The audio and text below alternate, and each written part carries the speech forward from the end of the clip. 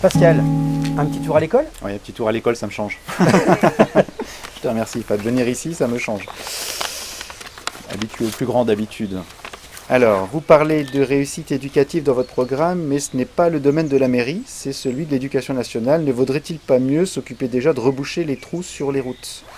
Bon, bah, la question confirme bien l'engagement qu'on avait pris, hein, c'est-à-dire que quelles que soient les questions qu'on nous pose, on va y répondre. Je vais tâcher d'y répondre. Alors, dans le document, dans le document que tu me présentes là, dans la question qui est posée, on évoque le fait que la réussite éducative, qu'on évoque très largement dans le programme, parce que c'est un enjeu majeur, n'est pas de la compétence de la mairie, c'est faux. Non, c'est parfaitement la compétence de la mairie. Et là, je m'inscris complètement en faux par rapport à la personne qui a posé la question, tout simplement parce que la mairie, la municipalité, elle a en gestion propre des bâtiments, des parties immobiliers, de l'ensemble des écoles du territoire communal. On n'a pas le collège, ça c'est sûr. On n'a pas de lycée sur le secteur, et c'est bien dommage, à part le lycée professionnel de Pompée, mais on n'a pas de lycée d'enseignement général, c'est la région. Donc chaque entité, chaque institution a son domaine d'action dans l'éducation.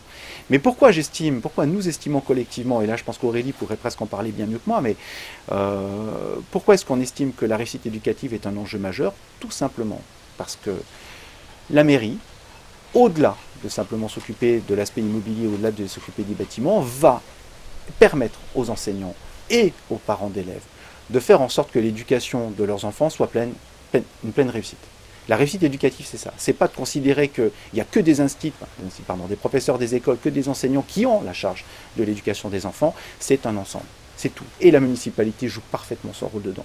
Quand je vois les actions qui ont pu être mises en place et qui doivent être pérennisées, voire même qui doivent aller au-delà de ça, je pense par exemple au coup de pouce clé, coup de pouce langage, qui s'adresse à des classes de CP, à des classes d'enfants de maternelle, dont on sait que tout l'enjeu est là en grande partie.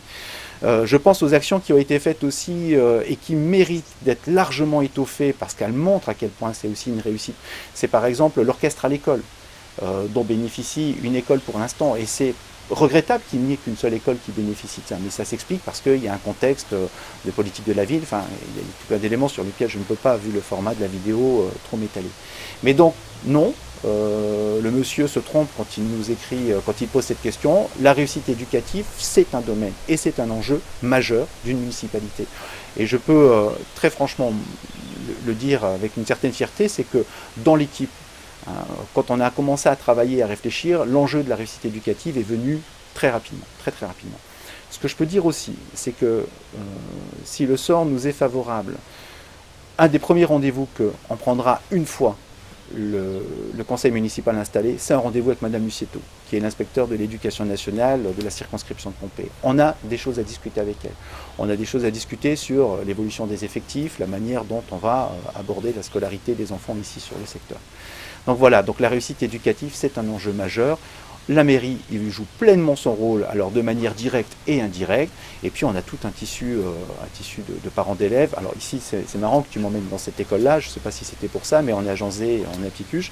C'est la seule école de Frouard qui dispose d'une association de parents d'élèves. C'est-à-dire que les représentants de parents d'élèves ont formé une association. Moi, je salue cette initiative parce qu'elle est vecteur de deux choses que je trouve fondamentales pour la réussite. C'est déjà d'impliquer les parents très fortement dans la scolarité de leurs enfants, d'une part, et d'autre part de faire en sorte que le dialogue et les initiatives soient une sorte d'émulation, un foisonnement. Et ça, c'est vraiment très très bien. Donc il faudrait que ça aussi, ça puisse se développer et que ça touche l'ensemble des écoles. C'est un vrai chantier de ville, hein, la réussite éducative des enfants. C'est un enjeu fondamental. Et puis donc dans la question, le monsieur évoquait le fait qu'il fallait mieux qu'on s'occupe des trous dans les voiries. Oui, c'est très clair hein, aussi, parce qu'on a des voiries qui sont dégradées, mais ça, c'est pleinement la compétence de l'intercommunalité. Donc on voit bien aussi parfois dans les questions qui ont été posées, c'est sur la CCBP en particulier, le domaine des compétences, qui fait quoi, comment. Alors moi je ne dirai jamais, vous ne nous entendrez jamais, vous ne m'entendrez jamais, c'est pas moi, c'est la CCBP. Non. On est aussi présent à la CCBP, c'est aussi à nous d'agir là-bas. On le fera, vous pouvez compter sur nous.